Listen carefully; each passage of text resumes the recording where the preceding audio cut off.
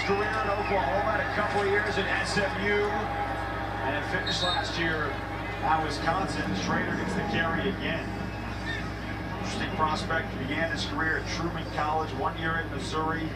More of a small back, but he did set the Missouri record with over 1,600 rushing yards last year. You know what's rare nowadays, and we didn't experience this, Matt, but the number of players that play at multiple colleges and universities. Yeah. I mean, you start doing some background work on these guys, and you know, Bo Nix, you know, 3 years at Auburn, 2 years at Oregon. I mean, you know, rare that a player, whether it's a quarterback or a skill player, starts at one college and finishes there for 4 years.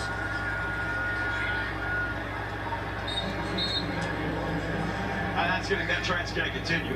Yeah, with the NIL money, and it's a different world right now. You know, I think I'm not crazy about it, but one of the things that really concerns me is if you go to a place and you don't play right away, or somebody beats you out, and you say, well, I'm going to go somewhere else. Right, exactly. What about sticking in there? What about beating the guy out at some point? What about overcoming some adversity?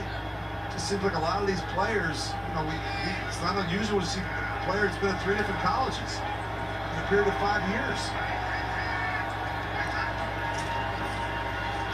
I think they're going to have a salary cap in the NCAA. Yeah, right? Yep.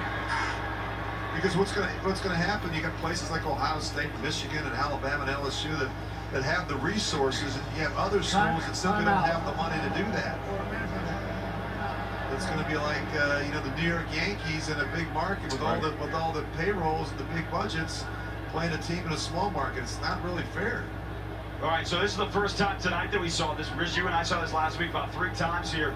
Remember, the NFL is trying out the virtual measurement system in some of the stadiums here in the preseason. It's not about where the ball was spotted, per se. The virtual measurement is just to see if, in fact, with the spot, if they have a first down without bringing the chains out.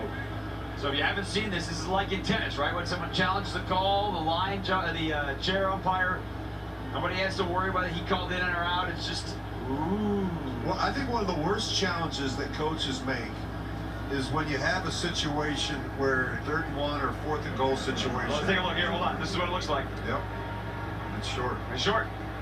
But where you have a big scrum, and the line judge comes in to try and spot the ball, and you challenge the spot. You can't tell in a scrum where the ball is. Exactly. And you rarely see a situation like that where it's overturned.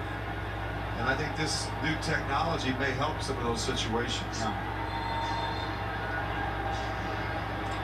All the coaches want is to get it right on the field. I think we have the technology to do a much better job. So 4th and 1, Mordecai, tough snap. Raiders got in there. On the spot, he got pushed forward. The spot is ahead of the 30-yard line, which would give him a first down. It looked like San Francisco jumped on that right side of the offensive line. Initially, he got stood up. Watch this. Yeah, no, he jumped.